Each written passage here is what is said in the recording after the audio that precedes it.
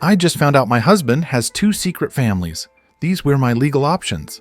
I never thought I'd be one of those people with a shocking life story. You know, the ones you read about online and think that could never happen to me. But here I am, sitting in my living room, my whole world turned upside down. It all started last Tuesday. I was cleaning out our attic, a chore I usually avoid like the plague. As I was rummaging through old boxes, I stumbled upon a stack of papers that didn't look like they belonged there. Curious, I pulled them out and began to read. They were legal documents, birth certificates, marriage certificates, the whole shebang. The names on the papers, my husband's, along with two different women and a bunch of kids I'd never heard of. My heart dropped. My hands started shaking so badly I could barely hold the papers. I felt like I was in some sort of twisted dream. I couldn't believe what I was seeing. My husband, the man I've been married to for 15 years, had two other families. Two! And I had no idea. I confronted him as soon as he got home. I couldn't hold it in. "What the fuck is this?" I yelled, shoving the papers in his face. He looked at me like a deer caught in headlights. "Where did you find these?" He stammered, trying to grab them from me. I pulled back, tears streaming down my face. "How could you do this? How could you lie to me for so long?" He tried to explain, but nothing he said made any sense. Something about long work trips and feeling trapped. I didn't care. I couldn't believe a word he said. I was done. The next few days, I kicked him out of the house, told him to go stay with one of his other families. The audacity. I couldn't even look at him. My mind was racing with a million questions. How long had this been going on? Did he love them more than me? What about our kids? Did they know? Speaking of the kids, that was the hardest part. Our two boys, 10 and 8, were confused and scared. I didn't know what to tell them. How do you explain to your children that their dad is a lying piece of shit with two secret families? I decided to tell them the truth, or at least part of it. "Daddy did something really bad," I told them, trying to keep my voice steady. "He hurt us, and some other people, and now he can't live here anymore." Their little faces crumpled, and my heart broke all over again. They asked if he was coming back, if it was their fault. I assured them it wasn't, but I could see the doubt in their eyes. They'd already lost their dad, and now they were losing their sense of security too. After a few days of crying and yelling, I decided to see a lawyer. I needed to know what my options were. Could I get full custody of the kids? What about our assets? Could I sue him for emotional distress?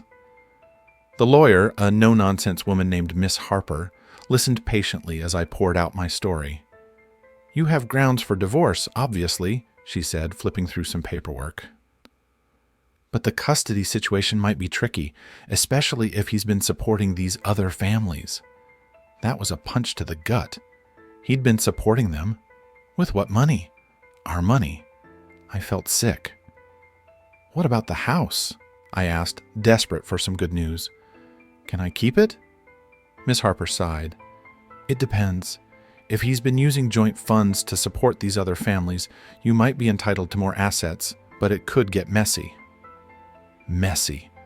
That was the word of the day. My whole life was messy, and it was about to get messier.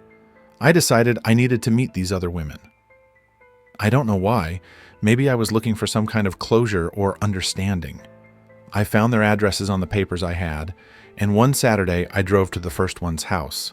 She was younger than me, with a baby on her hip. She looked surprised when she opened the door, but not shocked. That hurt more than anything.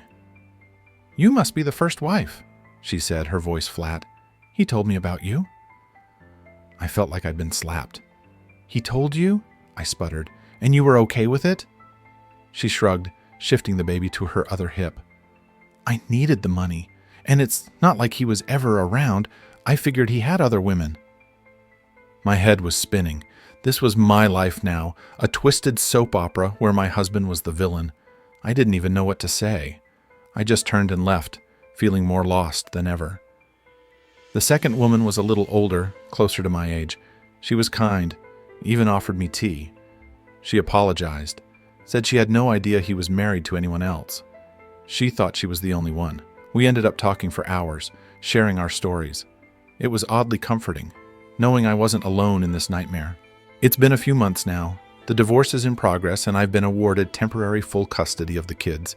My husband, ex-husband, I should say, is trying to get visitation rights, but I'm fighting it. He doesn't deserve to be in their lives after what he did. I've been seeing a therapist, trying to work through my feelings. It's been hard, but I'm getting there. I've also started a support group for women who've been cheated on. It's helped me feel less alone, and it's given me a sense of purpose. As for my ex, he's still with one of the other women. I don't know which one, and I don't care. He can live his double life all he wants. I'm done with him. My focus now is on my kids and rebuilding my life. It's not easy, but I'm stronger than I thought. I'm going to be okay. Update. Just when I thought things couldn't get worse, my ex decided to fight me for custody of the kids. He claimed he wanted to be a present father, now that his secret was out. I almost laughed in his face. Where was this desire to be present when he was off playing house with his other families? The court dates were brutal. He had the nerve to bring the other women as character witnesses, trying to paint himself as some sort of doting dad. It was disgusting. I was terrified the judge might buy his act, but thankfully the evidence of his double life worked in my favor. The judge ruled in my favor, granting me full custody. My ex gets supervised visitation, which is more than he deserves. Life has settled into a new normal. The boys are doing better. They're seeing a therapist too, which helps. I've started dating again, cautiously. It's weird and scary, but also exciting. I'm learning to trust people again, to trust myself. I've also become close friends with the second woman, the one who had no idea about me.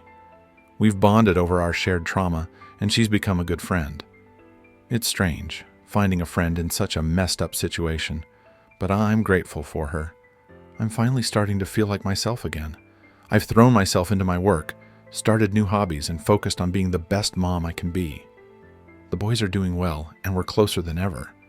I've learned that I'm stronger than I ever knew, and that's something no one can take away from me. As for my ex, I've heard he's having trouble keeping his lives straight. One of the other women left him, and he's struggling financially. It's not schadenfreude, but I can't help feeling a little vindicated. He made his bed, and now he has to lie in it. I don't know what the future holds, but I'm hopeful. I've been through hell and come out the other side. I know I can handle whatever life throws at me. And if I can, so can anyone else going through something similar. Hang in there. It gets better.